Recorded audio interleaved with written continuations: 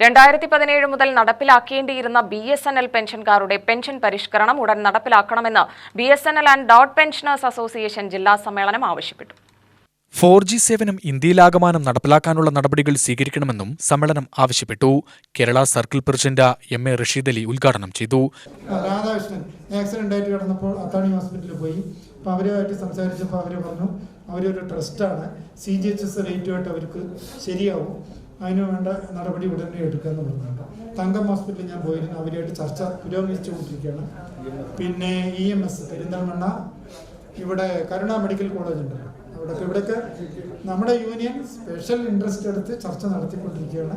അത് പൂർത്തീകരിക്കും, ഞാൻ തീർച്ചയായിട്ടും അതിൻ്റെ പിന്നാലെ നടന്ന് പൂർത്തീകരിക്കും. അതുകൊണ്ട് CGS എടുക്കാനുള്ളവരൊക്കെ എടുക്കും. വേറെ കൂടുതൽ പോയിന്റുകളൊന്നും ഞാൻ തൽക്കാലം പറയുന്നില്ല, കാരണം ഇനിയും കൂടുതൽ പോയിന്റ് പറയാൻ നേതാക്കന്മാർ വരിവരിയായിട്ട് നിൽക്കുകയാണ്.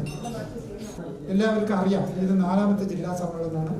ഇലക്ഷനും ബാക്കിയുള്ള കാര്യങ്ങളൊക്കെ നടക്കും. പ്രവർത്തന റിപ്പോർട്ടും റെസീറ്റ്സ് ആൻഡ് പേയ്മെന്റ്സ് അവതരിപ്പിച്ച് എല്ലാവരുടെ കയ്യിലും തന്നിട്ടുണ്ടാവും, എല്ലാവർക്കും കിട്ടിയില്ല.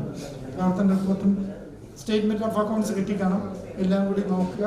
അതിൽ വലിയ സംശയം നല്ലതുണ്ടെങ്കിൽ ഞങ്ങളോട് ചോദിച്ചാൽ ഞങ്ങൾ വിശദീകരിക്കാം. ഇത്രയും പറഞ്ഞുകൊണ്ട് ഈ BDPAയുടെ 4ാമത് ജില്ലാ സമ്മേളനം ഔപചാരികമായി ഉദ്ഘാടനം ചെയ്തതായി ഞാൻ പ്രഖ്യാപിക്കുന്നു. ജില്ലാ vice president M Jawahar Raj അധ്യക്ഷനായി. സർക്കിൾ സെക്രട്ടറി G സുന്ദരേശ്വരൻ മുഖ്യാതിഥിയായി. FNTEO മുൻ സർക്കിൾ സെക്രട്ടറി KV ജോസ് മുഖ്യപ്രഭാഷണം നടത്തി. സർക്കിൾ ട്രഷറർ തോമസ് ജോർജ്, ജില്ലാ സെക്രട്ടറി P കൃഷ്ണമോഹനൻ എന്നിവർ ആശംസ പ്രസംഗം നടത്തി.